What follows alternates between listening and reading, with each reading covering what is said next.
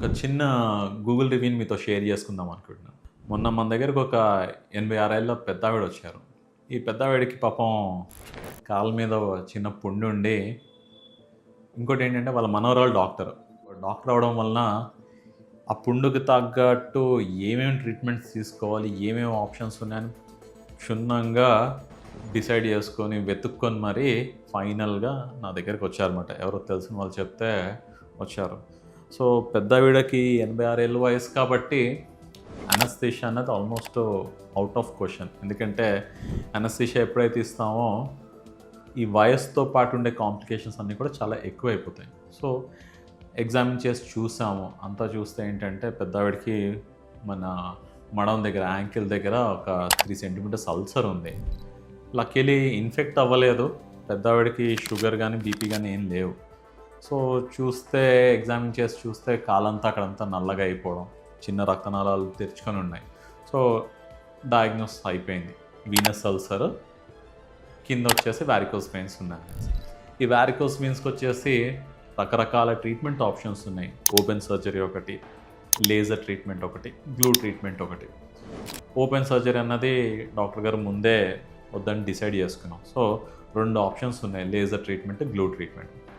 Laser, glue అనగానే glue అన్నది కొత్త ట్రీట్మెంట్ కదా సార్, మరి మా అమ్మమ్మ గారికి పడుతుందా లేదా అనేసి వాళ్ళ మనవరాలు ఎవరైతే డాక్టర్ గారు ఉన్నారో చాలా క్వెరీస్ రేస్ చేశారు. సో నేను చెప్పాను, డాక్టర్ గారు ఇది ట్రీట్మెంట్ మొదటిసారి మీ అమ్మమ్మ గారికి చేయట్లేదు.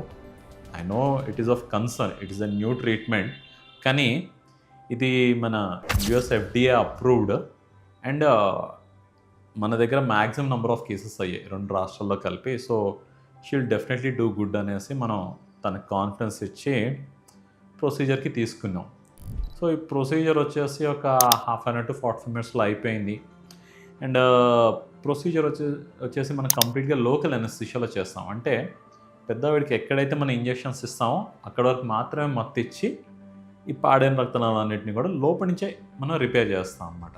ఈ మొత్తం ప్రొసీజర్ కూడా 2-3 ఇంజెక్షన్స్ తోటి అయిపోవడంతో పెద్దావిడ ప్రొసీజర్ ముందర పస్తులు ఉండాల్సిన అవసరం ఉండదు. ప్రొసీజర్ అయ్యాక మామూలుగా నడుచుకుంటూ హాస్పిటల్ నుంచి వెళ్ళిపోవడం జరిగింది. అండ్ తను మామూలుగా డిన్నర్ చేయడం కూడా జరిగింది. అండ్ వీళ్ళు వచ్చేసి మనకి వరంగల్ నుంచి రావడం జరిగింది కాబట్టి అదే రోజు వీళ్ళు హ్యాపీగా ఇంటికి కూడా వెళ్ళిపోయారు.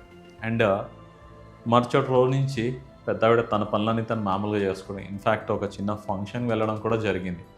అలా ఈ ప్రొసీజర్ జరిగిన 2 వారాలకి ఆ పుండన పూర్తిగా తగ్గిపోవడం, తన పనులని తను మామూలుగా చేసుకోవడం అన్నది జరిగింది. అంటే టెక్నాలజీ ఎంత అడ్వాన్స్ అయిందంటే, ఒకప్పుడు మేము ఇదే ప్రొసీజర్ మెడికల్ కాలేజ్లో ఉన్నప్పుడు ఆ పేషెంట్ని ముందు అనస్థీషియా కోసం తల నుంచి కింద వరకు అన్ని ఇన్వెస్టిగేషన్స్ చేయడం, పేషెంట్ని ముందు రోజు అడ్మిట్ చేసి రాత్రి నుంచి పస్తులు ఉంచడం, మరుసటి రోజు పొద్దున్న సర్జరీ కనుక అయితే మాత్రం 2 కాళ్ళు పెయిన్ అంటే ప్రిపేర్ చేయడం. సర్జరీ వచ్చేసి అనస్థీషియా, అంటే అనస్థీషియా తాలూకు రిస్క్ అన్నది ఉంటుంది. ఏది మన నడుములో ఇచ్చినా లేదంటే శరీరం మొత్తం ఇచ్చినా. అది అయిన తర్వాత మొత్తం కట్ చేసి పాడైన వాటిని తీయడం, కట్ చేస్తాం కాబట్టి కుట్లు వేయడం, మళ్ళీ దానికి డ్రెస్సింగ్, ఇదంతా కథాకమం ఇష్యూ జరగడానికి కనీసం ఒక 3-4 రోజులు హాస్పిటల్లో ఉండాల్సిన అవసరం పడేది. అంటే పేషెంట్తో పాటు ఒక 2-3 అటెండెంట్స్. అంటే ఫాస్ట్ ఫార్వర్డ్ చేసి ఒక 20 సంవత్సరాల తర్వాత చూసామనుకోండి, 2 గంటలు, గంట సేపులో ప్రొసీజర్ అయిపోతుంది, గంట సేపు అబ్జర్వేషన్ నుంచి పంపించేస్తున్నాం. అంటే 4 రోజుల జరిగే ప్రక్రియని మనం 4 గంటల్లోకి తెచ్చేస్తాం. కేవలం ఇదంతా కూడా మన ఇన్నోవేషన్స్ని యాక్సెప్ట్ చేసే పేషెంట్స్ 2 కూడా ఉన్నారు కాబట్టి ఇవన్నీ సాధ్యమవుతున్నాయి. టెక్నాలజీ ఉంది కదా అని చెప్పేసి జబ్బుల్ని కొని మాత్రం తెచ్చుకోవద్దు. వచ్చిన జబ్బులు ఆటోమేటిక్గా వచ్చిన జబ్బులు వాటంతగా వచ్చే జబ్బులు మాత్రం కరెక్ట్గా వైద్యం చేసుకుందాం.